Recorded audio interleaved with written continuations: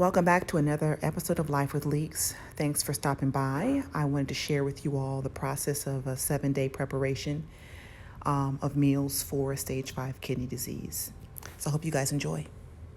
Guys, I said that I would come back and let you know, kind of give you an idea of some of the things that I was preparing for my father's meals. The first, I'd say, couple of weeks, I was doing the same exact thing. There are a couple of food items that really are good for renal failure, and so I switch some of them out from time to time, but I kind of stick with the same foods, between 4 or 5 things per meal that he eats every day.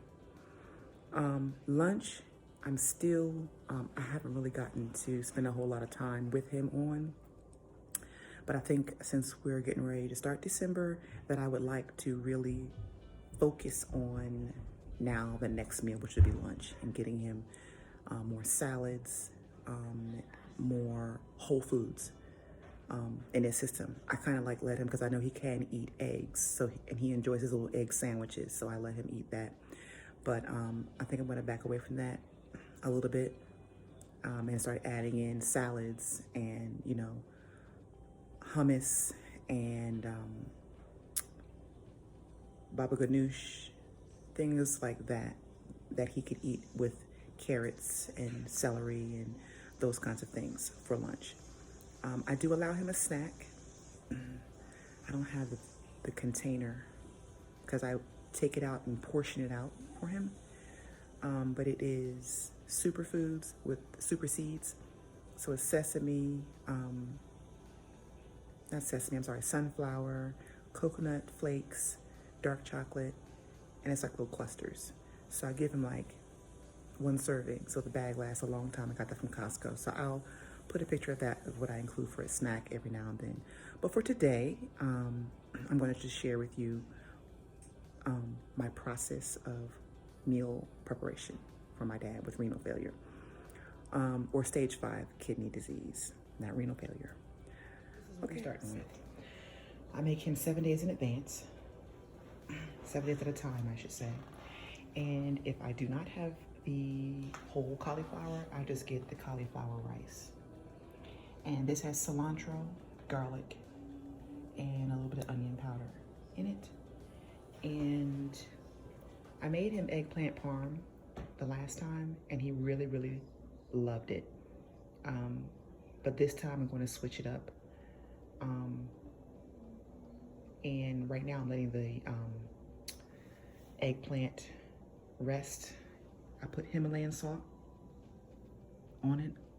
I'm sure many of you are familiar with that. And then you put the salt on there and let the liquid rise up. Dab it, flip it over, do the same thing. So that takes about an hour to do both sides of that. While that's waiting, I've finished my cauliflower rice.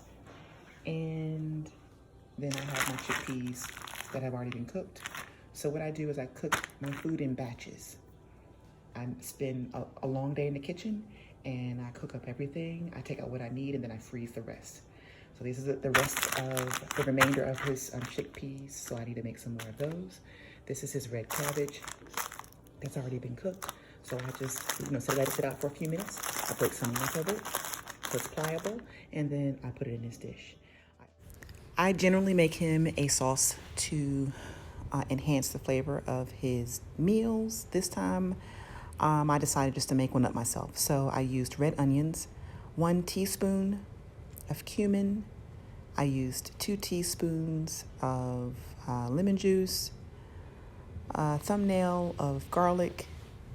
I used about 2 heaping teaspoons of tahini, and I used 2 teaspoons of apple cider vinegar.